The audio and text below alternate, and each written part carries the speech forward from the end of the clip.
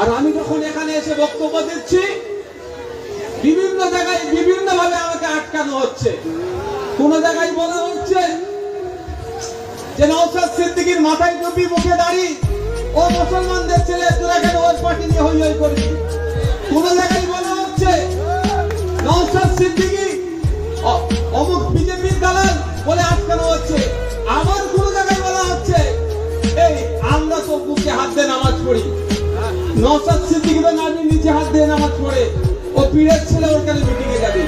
গঙ্গার ভাঙনের জন্য বিধানসভার মধ্যে দাঁড়িয়ে আপনাদের হয়ে এই মালদা মুর্শিদাবাদের মানুষের জন্য বিজ্ঞানসম্মতভাবে পাদ্রীর মনের কথা আমি ফুরফুরা শরীফ থেকে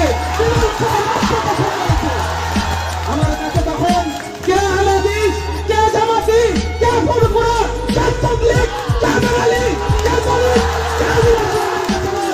আমার কাছে তখন মালদার মানুষকে বাঁচাতে হবে, মুর্শিদাবাদের মানুষকে বাঁচাতে হবে, শামশেরগঞ্জের মানুষকে বাঁচাতে হবে, বারাকপুরের মানুষকে বাঁচাতে হবে। এবং যেভাবে গঙ্গা ভাঙন চলছে, হয়তো আগামী দিনে দেখা যাবে মুর্শিদাবাদের অর্ধেক অংশ গঙ্গা বক্ষে তলিয়ে যাবে।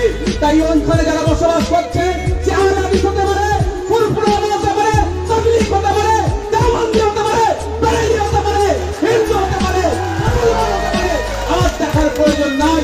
তাদের হয়ে বিধানসভায় আমি সর্বপ্রথম আওয়াজ তুলে